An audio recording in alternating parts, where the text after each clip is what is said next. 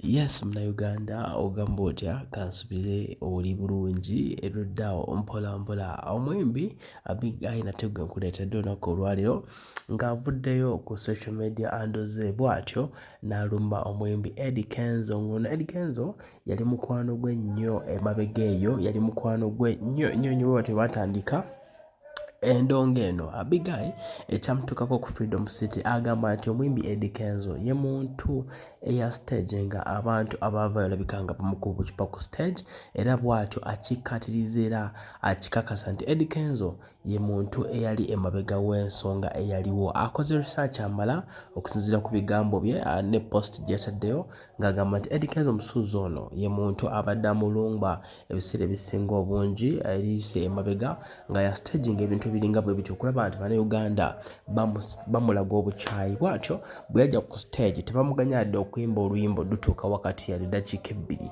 bw'atyo naba ng'ate bamutabukira ne bamukanyugira obucupa ku stage. Agamba nti Kenzo ne staginga abantu abawerako mu show eno okulaba nti bamukuba obucupa okulaba nti brand ye bagisula ddala wansi okugizikira ddala mu ttaka. Naye era yagamba nti kino ekintu kyatondebwa okubanga akola muyimbi Munnayuganda era nga gwe mulimu gwakola era gwabadde ajja akola ebbanga lyonna era ajja kusigala nga akola Kenzo ne bw'aba agezaako atya ajja kusigala akola eky'okuyimba kwe. Bw'atyo Abigail ensonga zino zamutabuseeko nnyo era ng'alaga ennyiike mu post gy'akoze ku social media ya Facebook kw'ossa ne Twitter ng'alaga nti Kenzo omusuuza yakyamulumba mu nsonga eziringa nga bwe zityo. Gw'ataliyo ku Shalian Skin njagala nkwe omukulu Abigail olabe ensonga nga bwe zaali lwaki Bannayuganda bamukuba obucupa okutuukawo ate tebamuganya kuyimba ku show zonna z'abajja agezaako okola. Tukyukire London wano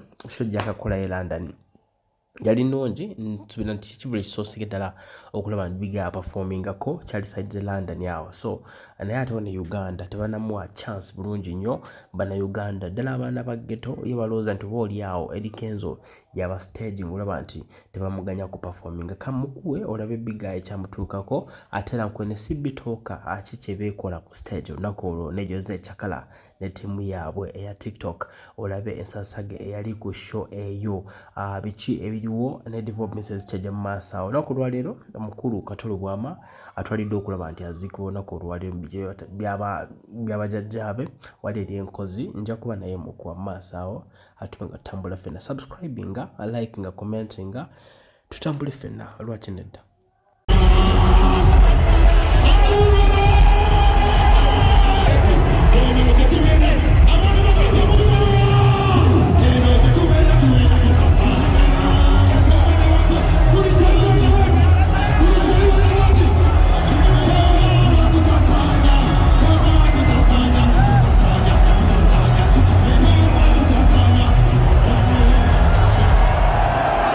Pull on.